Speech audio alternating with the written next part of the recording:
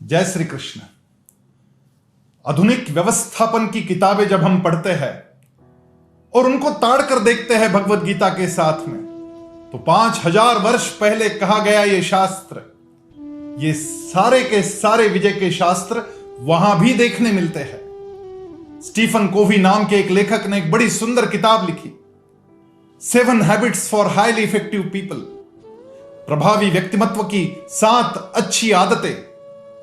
यह किताब बड़ी विश्वविख्यात हुई और उसमें उन्होंने एक मंत्र दिया।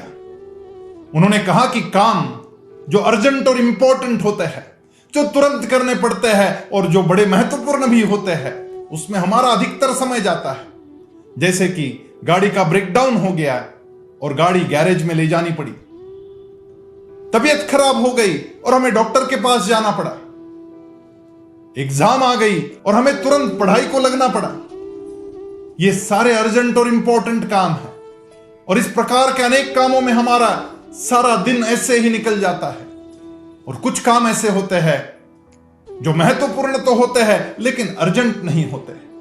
जैसे व्यायाम करना महत्वपूर्ण तो है लेकिन आज ही करना चाहिए, ऐसा थोड़ी ना है। तो हम ऐसे कामों को अगले दिन पे ढकेलते रहते हैं। गाड़ी की रूटीन सर्विसिंग कराना, जब हम रूटीन सर्विसिंग नहीं कराते तब ब्रेकडाउन होता है।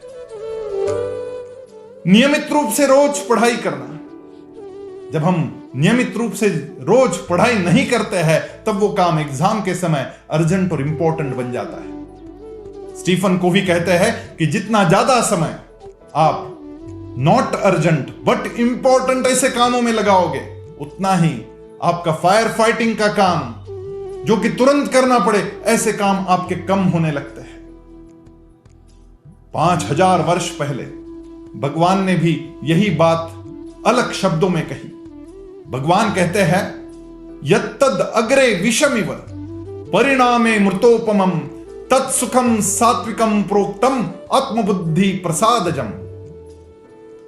जो शुरू शुरू में आरंभ में तो कड़वे लगते हैं, विष जैसे लगते हैं, लेकिन जिनका परिणाम अंततो गत्वा अमृत जैसा होता है, यत्तद अग्रे विषमिव परिणामे मृतोपमम, परिणाम अमृत जैसा होता है, ऐसे सारे काम आत्मा और बुद्धि को प्रकाशित करने वाले होते हैं।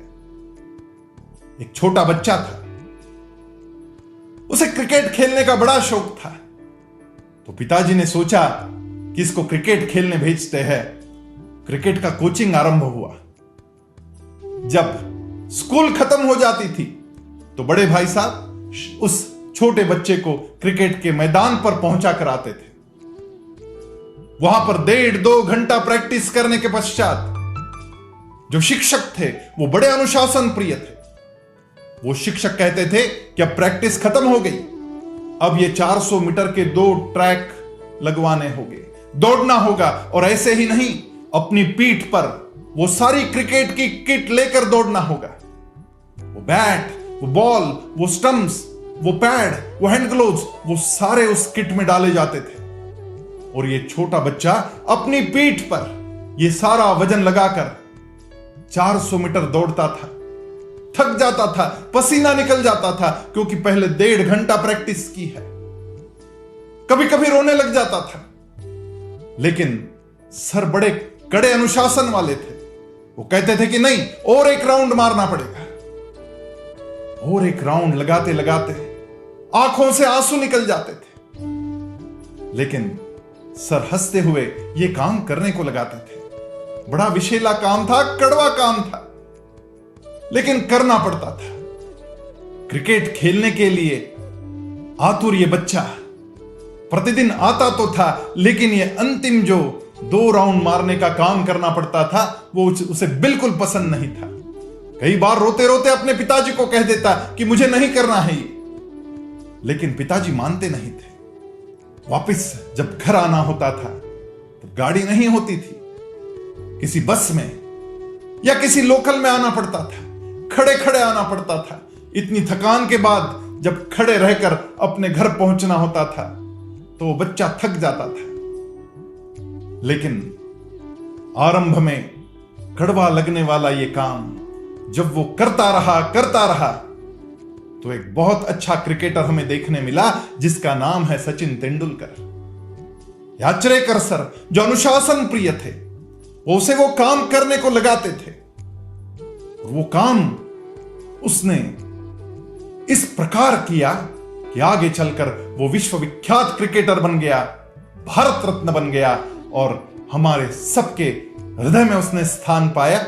सचिन तेंदुलकर की ये कहानी बिल्कुल वैसी ही है जो भगवत गीता में कही गई, यत्तद् अग्रे विषमिव परिणामे मृतोपमं तत्सुखम सात्विकम प्रोक्तम आत्मबुद्धि प्रसादजम। आइए इसी मार्ग पर आगे बढ़ते हैं और विजय को प्राप्त करते हैं। जय श्री कृष्ण।